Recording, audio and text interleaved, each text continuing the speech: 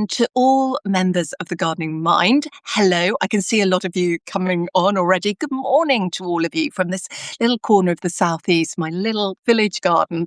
And I am really excited to be able to share some of the bits and bobs that are going on at the moment. Right, let's go and have a look. So I need to just let's take you out of the sorry, close up there for you. Let's go and have a look. I'm going to turn. Let's turn everything. Let's turn everything around. Sorry about this. This is here we go. Oh, this is a better look, isn't it? Look at what I saw growing earlier on. These little anemones are coming up in the gravel. And can you hear the birds doing their thing? Oh, God, it's so exciting. Oh, look, a new growth. This is what it's all about this year. There's new growth coming. Let's get it in focus, new growth of the fennel. So I can start cutting some of these stems back, but I think I'm going to wait until these are stems. I'm going to wait until for another couple of weeks. I can't get that in focus. Right. I think these are heading for the tip, don't you? Don't buy things from a big, cheap online place, because that's what happens, especially if a dog sits in them. Right, let's go and look for some more goodies. Look, I haven't seen these. These are more anemones, the blue ones this time. Look at that. Isn't that exciting? And we've got all the daffodils suddenly bursting into flower on this beautiful March morning when the sun has finally decided that it remembers us. And this area here is what I call the wildflower area. It's not very grand. It's a kind of cut through to that gravel area that I was just in now.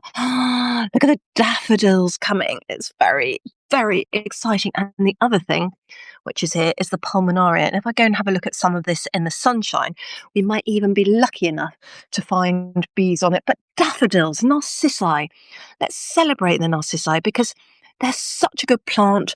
The squirrels don't like them, so have them. Oh, looks like the hyacinths have been and gone here. I missed those. That's when, oh, yeah, look, I totally missed them. Oh, I know what's happened. They may have got munched by slugs, or they may have got a bit frosted too. That's interesting. Let's see. Let's watch them. And we've got a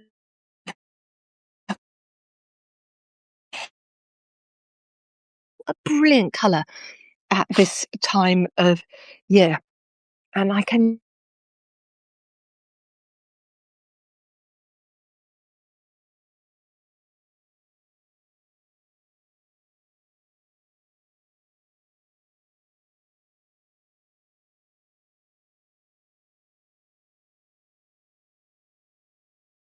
Because you can tell they've just been sitting, waiting for spring to arrive. My other job, oh, look at those colours. Right, I'm going to come and take some photos of that. The other thing we're going to do, right over here, I need to cut this grass, but it's too wet. The other thing I need to do is do the slug defences. And these are the cutting beds. And these are where we've got some tulips, like old tulips that have come from pots, then get plonked in here. And if they grow, they grow. And if they flower, they flower. And if they don't, they'll then go on the compost heap.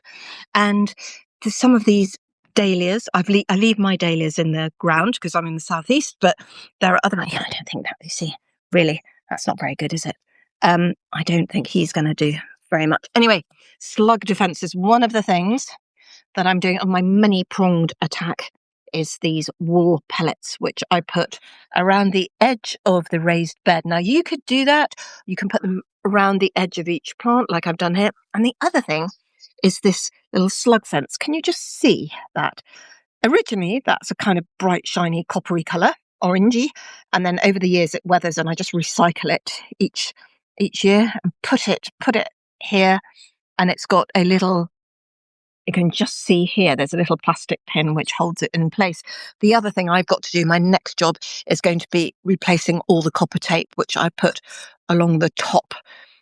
Just one of the many, many, many prongs of defence that I have. And the other one are the beer traps. Sorry, brutal, but true.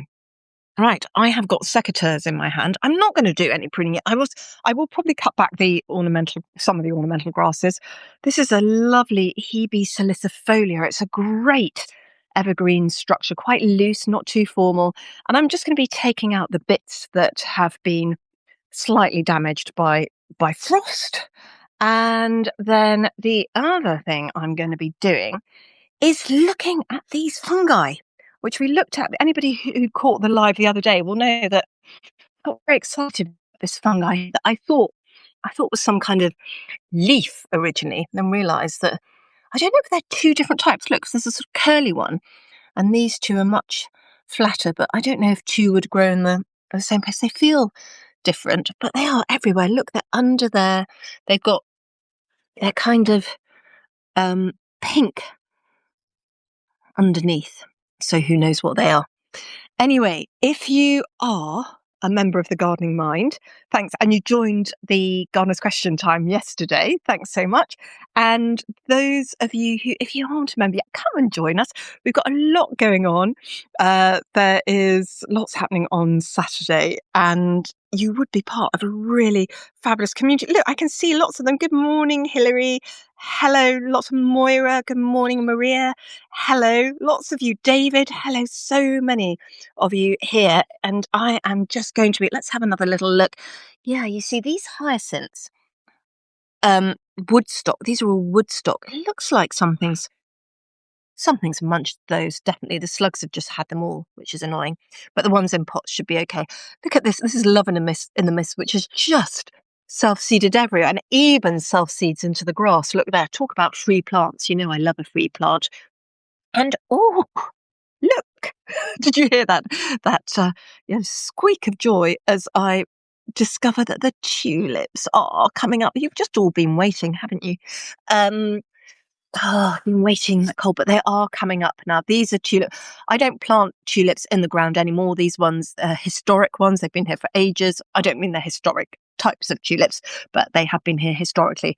And I just leave them because they come back year after year. It's so fun this time of year, looking to see what's coming up and around, and what has survived and what hasn't. These are a few more bits that I need to do. But look, these are the white hyacinths. See, they look better, don't they? It feels like the purple ones just haven't been very sort of slug-proof, but the white ones seem very happy. Don't know if you can see them in the light there. If I just go in my shadow there, you could just see them in the distance. Anyhow, I am going to, what am I going to do? I'm going to say goodbye. But, look at these. Look. I can just tell they're going to smell really lovely. If you look there, this is just a random selection of narcissi, and narcissi are just brilliant. That's what you want in your garden, because they're just so much more reliable than tulips. I am going to say a goodbye. Thank you very much for being here with me. Look out for the update on Saturday. Maybe there'll be one on Wednesday too, but I do have that book deadline. But that's why I'm out here, of course, procrastinating. I'm just going to turn around again because I want to show you these. And we're going to end on that because that is rather fabulous. You're all brilliant. Come and join us on the Gardening Mind. We have a lot of fun there. And it's not scary gardening. I promise you, it's easy.